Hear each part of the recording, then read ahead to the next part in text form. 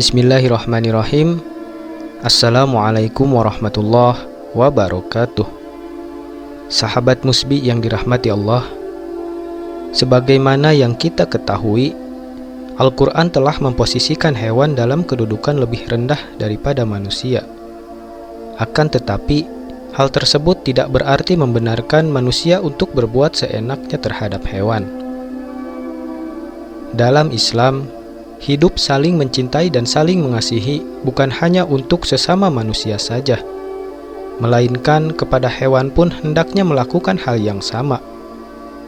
Karena semua makhluk yang ada di muka bumi ini adalah ciptaan Allah Subhanahu wa Ta'ala yang senantiasa memujinya. Bahkan manusia dan hewan hidup saling berdampingan dan saling ketergantungan. Untuk itu, perlunya rasa saling menyayangi. Hal ini yang membuat manusia memiliki rasa peduli terhadap hewan, termasuk memeliharanya. Namun, tak sedikit pula di antara manusia yang tidak memuliakan seekor hewan.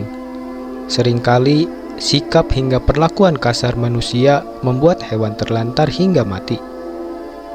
Padahal hewan juga merupakan makhluk hidup yang harus dihormati dan disayangi. Dan salah satu hewan yang dilarang dibunuh dalam agama Islam ialah katak. Katak merupakan salah satu hewan yang dilarang dalam syariat Islam untuk dibunuh. Walau banyak yang jijik dengan hewan yang satu ini, katak memiliki keistimewaan yang seperti tercantum dalam hadis berikut.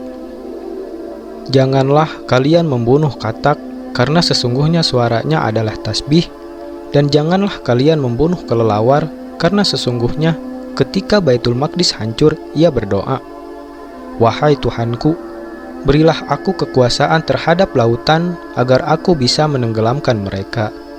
Hadis riwayat Baihaqi. Hadis tersebut menyebutkan bahwa Rasulullah Shallallahu Alaihi Wasallam melarang umatnya membunuh katak dan kelelawar. Siapa sangka hewan yang dianggap biasa saja mendapatkan tempat khusus di mata baginda Rasulullah Shallallahu Alaihi Wasallam. Bukan hanya itu, di zaman Nabi, katak juga memiliki peranan penting khususnya bagi Nabi Ibrahim alaihissalam, seperti yang disebutkan dalam hadis berikut. Dari Abdul Razak rahimahullah dalam kitab Al-Mushanab, Rasulullah Shallallahu Alaihi Wasallam bersabda, "Berilah keamanan bagi kodok, jangan dibunuh, karena sesungguhnya suaranya yang kalian dengar adalah tasbih, takdis dan takbir. Sesungguhnya hewan-hewan meminta izin kepada Robnya untuk memadamkan api dari Nabi Ibrahim. Maka diizinkanlah bagi kodok. Kemudian api menimpanya, maka Allah menggantikan untuknya panas api dengan air." Hadis riwayat Anas bin Malik. Hadis di atas merupakan sebuah kisah yang menceritakan tentang peranan seekor katak membawa air di mulutnya, lalu memercikannya ke arah api yang membakar Nabi Ibrahim alaihissalam. Oleh sebab itu, hendaklah kita sebagai manusia menyayangi sesama makhluk hidup lainnya, karena Allah tidak akan sia-sia dalam menciptakan mereka. Lantas, bolehkah kita mengkonsumsi katak? Katak atau kodok termasuk hewan amfibi yang dapat hidup di air maupun di daratan. Maka dari itu, dalam hal ini pendapat sebagian ulama juga berbeda antara hukum membunuh dan memakan daging katak. Ada yang mengatakan boleh, ada pula yang mengharamkan. Namun, pendapat yang kuat, katak terlarang untuk dimakan. Hal ini berdasarkan hadis dari Abdurrahman bin Utsman radhiyallahu anhu. Ada seorang dokter yang menjelaskan tentang suatu penyakit di dekat Nabi Shallallahu Alaihi Wasallam.